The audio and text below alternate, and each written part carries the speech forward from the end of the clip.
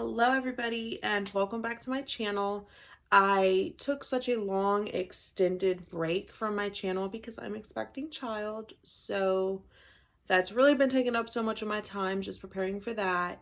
But today I really wanted to come on here and just discuss a case that has been of such great interest to me throughout the years, and that is the case of Patrice Endres. And if you don't know about this case, Patrice was actually a hairstylist who vanished from her hair salon in Cummings, Georgia on April 15th, 2004. And there are so many YouTube videos out there about this case, but I find most of them are just like rehashing everything that we kind of already saw on Netflix. And I wanted to really just bring to light some of the things that I found interesting throughout the years that I've dug up, and I hope that you enjoy this video. And if you are a local or you see something in this video that really makes you think, please leave a comment down below and don't forget to subscribe. As always, enjoy and true crime. So in the Netflix docuseries, we see this man who actually is the man who finds Patrice's remains at the church on Kelly Bridge Road. And it just so happens that they let us know that he is just this church member who's building the fellowship hall, and he's having a biscuit with his buddy, and he just stumbles upon her remains after he sees some buzzards flying around, and he walks down, he says, to go and check it out. They don't go much more into details after that. Interestingly enough, I did dig up some information about this man, and he wasn't just as simple as a worker of this church. His family actually founded this church. He was extremely familiar with this area, and he also, come to find out, resides on the same street that this church is, which, if you do some research, you'll find out that it's an extremely remote area that you would have to really know that it's there. I also found it extremely interesting that he was later arrested on these drug charges and even has cruelty to children charges in his record, this is all public records. You can look this up. So I found that extremely interesting to find this out about this man who finds Patrice, that he does get arrested for drugs, and there were so many details about Patrice in general that were left out of the Netflix docuseries that I will explain in this video that really further tie along with why I think that all of this is suspicious along with this man. So throughout the Netflix docuseries, we do get a lot of information about Patrice's new life with her husband Rob. We find out that she owns this salon, which Rob actually helped her get, and we're told that she has a son from a previous marriage. And that's all we really learn about Patrice. When in reality, Patrice had a very difficult lifestyle prior to marrying Rob, which we were never told, which I think is extremely important in understanding the life of this victim and what led up to her untimely death, and maybe even holds possible clues as to what happened to Patrice.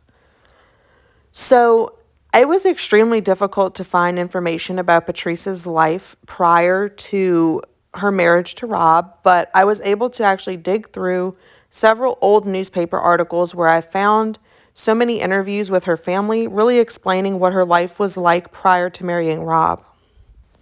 So in this particular newspaper article, it's an interview with Patrice's sister, and she really just goes into Patrice's lifestyle before marrying Rob and really talks about how Patrice was once an exotic dancer and how Patrice was once heavily involved in the drug scene. And it just is really interesting because as we all know, when you work in the strip clubs or anything like that, you do run across a lot of extremely shady individuals, and maybe she still knew some of those individuals. And then also, being previously involved in the drug scene, I also then began to wonder, did she slip back into old habits and no one knew about it? And was this the cause for her death? The problem is we truly don't know the exact timeline of this crime, and Netflix really pushes the narrative that this crime occurred in a 13-minute window, which I find to be absolutely ridiculous because there was ample time for this to be carried out from the time that she received her last phone call, which she answered, to the time when the next person showed up. Remember, we were never given the information of when the next person showed up. All we know is that it was reported later in the evening that Patrice was missing. So it could have been an hour, 2 hours, 3 hours. We don't really know, but what we do know is that there was longer than 13 minutes until another person would eventually go to Patrice's salon and realize that she was not there. So there was ample time, and we don't know she didn't leave on her own. Netflix also pushes the narrative about this blue car, which Detective Posey would say is reported by two independent witnesses as seen at the salon the day of Patrice's disappearance, which I always really believed could have been someone who was popping in maybe for a walk-in, and Patrice was, like, no, I can't do it. And that's what that car was. That's what I truly believe. But I also find it interesting that this eyewitness featured here speaks so much about this blue car, yet when I dug through all of the original newspaper articles about this crime, the blue car was never mentioned. It's only mentioned in the Netflix docuseries. The only car that was ever reported as being seen the day of the crime, according to papers, is a white minivan.